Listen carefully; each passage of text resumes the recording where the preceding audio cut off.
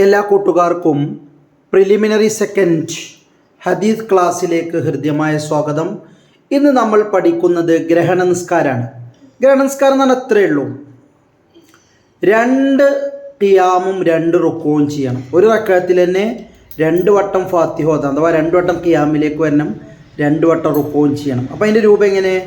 ആദ്യം തക്ബീർ കെട്ടുന്നു, സൂറത്ത് ഓതുന്നു, ഫാത്തിഹ ഓതുന്നു, സൂറത്ത് ഓതുക, എന്നിട്ട് റുക്കോയിലേക്ക് പോവുക, വീണ്ടും ഖിയാമിലേക്ക് വരിക, ഇത്തിദാലിക്ക് വരുന്ന പോലെ, എന്നിട്ട് വീണ്ടും ഫാത്തിഹ ഓതുക, സൂറത്ത് ഓതുക, വീണ്ടും റുക്കോയിലേക്ക് പോവുക, പിന്നെ ഇത്തിദാലിലേക്ക് വരിക. അങ്ങനെ 2 ഖിയാമ് 2 റുക്കോ. ഒരു റക്അത്തിൽ തന്നെ 2 ഖിയാമും 2 റുക്കോ ഉണ്ട്. അതുകൊണ്ടാണ് സലാത്ത്, അതാണ് ഗ്രഹണ നിസ്കാരത്തിൻ്റെ പ്രത്യേകത എന്ന് പറയുന്നത്. സാധാ നിസ്കാരത്തേക്കാൾ, സാധാ നിസ്കാരത്തിൽ ഒരു ഖിയാമും ഒരു റുക്കോയല്ലേ ഉണ്ടാവുള്ളൂ. ഇതിൽ 2 ഖിയാമ് 2 റുക്കോ. അപ്പോൾ ആദ്യം ഖിയാമിലേക്ക് വരിക, പിന്നെ റുക്കോക്ക് പോവുക, പിന്നെയും ഇത്തിദാലിലേക്ക് വന്ന് അവിടെ ഫാത്തിഹ ഓതുക, പിന്നെ നമ്മൾ എന്ത് ചെയ്യുക, റുക്കോ ചെയ്യുക, പിന്നെ സമീഅല്ലാഹു ലിമൻ എന്ന് പറഞ്ഞിട്ട് സാധാ പോലെ തന്നെ പോവുക. അതിലേറ്റവും നല്ലത് അൽ ബഖറ സൂറത്താണ് വിശുദ്ധ പ്രവാചകനെ ഓതിയിട്ട് നമ്മൾ കാണുന്നത്. അപ്പോൾ നോക്കൂ, സ്വലാത്തുൽ ഖുസൂഫ് ഗ്രഹണ നിസ്കാരം ഈ സുന്നത്തു മുഅക്കദ, ശക്തിയായ സുന്നത്താണ്. കൈഫിയത്ത് സ്വലാത്ത്, നിസ്കരിക്കണ രൂപം എങ്ങനെ അറിയോ? നീയത്തു വെക്കുക, ഗ്രഹണ നിസ്കാരം ഞാൻ നിസ്കരിക്കുന്നു. ഇങ്ങോട്ട് തക്ബീർ ഇട്ടുക, അല്ലാഹു അക്ബർ തക്ബീർ ഇട്ടുക. ഇങ്ങോട്ടോ ഖിറാഅത്തുൽ ഫാത്തിഹ ഓതുക, വസ്സൂറ സൂറത്ത് ഓതുക, സൂറത്ത് സുന്നത്തുള്ളൂ.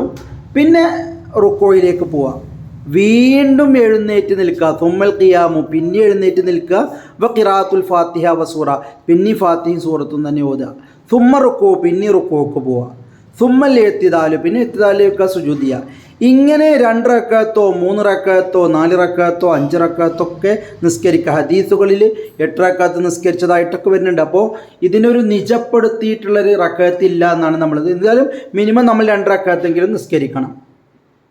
ഇനി ആ സൂറത്തുൽ മുഖററ, ഇതിന് പ്രിസ്ക്രൈബ്ഡ് ആയിട്ടുള്ള സൂറത്ത് ഏതാണ്? സൂറത്തുൽ ബഖറയാണ്. സൂറത്തുൽ ബഖറയിൽ വിശുദ്ധ പ്രവാചകൻ ഓതിയതായിട്ട് സല്ലല്ലാഹു അലൈഹി വസല്ലം കാണുന്നത്. ഇനി പ്രവാചകൻ്റെ കാലത്ത് ഒരു ദിവസം ഗ്രഹണം ഉണ്ടായി. അന്ന് തന്നെയാണ് വിശുദ്ധ പ്രവാചകൻ്റെ മകനായിട്ടുള്ള ഇബ്രാഹിം ഈ ലോകത്തോട് വിട പറഞ്ഞത്. അപ്പോൾ ആളുകൾ പറഞ്ഞു, ഇബ്രാഹിം മരിച്ചത് കൊണ്ടാണ് ഗ്രഹണം ഉണ്ടായതെന്ന് പറഞ്ഞു. അപ്പോൾ നബി പറഞ്ഞു, ഇതൊക്കെ അള്ളാഹുവിൻ്റെ ദൃഷ്ടാന്തങ്ങൾപ്പെട്ട ദൃഷ്ടാന്താണ്. നിങ്ങൾ എന്താ ചെയ്യേണ്ടത്? നിങ്ങൾ അള്ളാഹുവിനോട് ദ്വാരക്കണം, നിസ്കരിക്കണം ഈ ഗ്രഹണം അവസാനിക്കുന്നത് വരെ. അപ്പോൾ അവരെ ഒരു അന്ധവിശ്വാസത്തിലേക്ക് മാറ്റുന്നതിന് പകരം ഇതൊക്കെ പ്രാപഞ്ചികമായിട്ടുള്ള നാച്ചുറൽ ഫിനോമിനൻസാണ്, പ്രകൃതിയിൽ നടക്കുന്ന പ്രതിഭാസങ്ങളാണ്. ഇതൊരാൾ മരിച്ചത് കൊണ്ടോ ജനിച്ചത് കൊണ്ടോ അല്ല.